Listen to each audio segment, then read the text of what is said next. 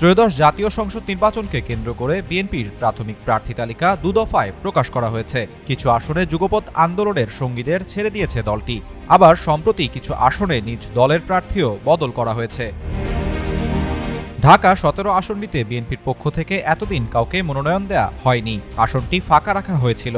যুগপৎ আন্দোলনের সঙ্গীদের সঙ্গে সমঝোতার অংশ হিসেবে বিএনপির দীর্ঘদিনের মিত্র বাংলাদেশ জাতীয় পার্টির চেয়ারম্যান আন্দালিব রহমান পার্থ গুরুত্বপূর্ণ এই আসনে ভোটে লড়ার প্রস্তুতি নেন। তিনি এই আসন কেন্দ্রিক প্রচার চালিয়েছেন দীর্ঘদিন। তবে শেষ মুহূর্তে এসে এই আসন কেন্দ্রিক রাজনীতিতে চমক এসেছে।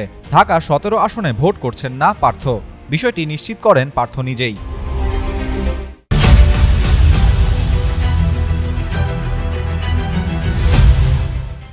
রোববার সকালে তিনি টেলিফোনে যুগান্তরকে জানান, ঢাকা ১৭ আসনে বেস্ট প্রার্থী তারেক রহমান। তিনি আমাদের সবার সম্মানের রাজনীতিক, বাংলাদেশের জাতীয়তাবাদী রাজনীতির কেন্দ্রবিন্দু।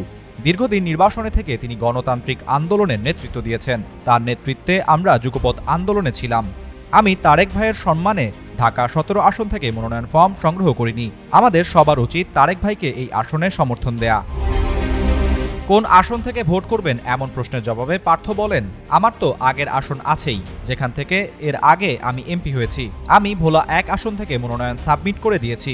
তবে দলীয় প্রতীকেই ভোটের প্রস্তুতি নিচ্ছেন বলে জানান পার্থ। বিএনপির একটি সূত্র জানায়, এই আসনে বিএনপির ভারপ্রাপ্ত চেয়ারম্যান তারেক রহমান নির্বাচন করতে পারেন। ইতোমধ্যে শনিবার গুলশান এলাকার নিজ বাসার ঠিকানায় ভোটার হওয়ার প্রক্রিয়া সম্পূর্ণ করেছেন তারেক রহমান।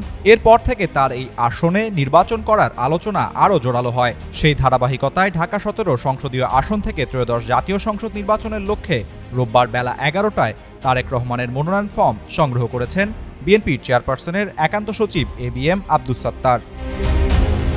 আরাফাত ইসলাম, যুগান্তর নিউজ।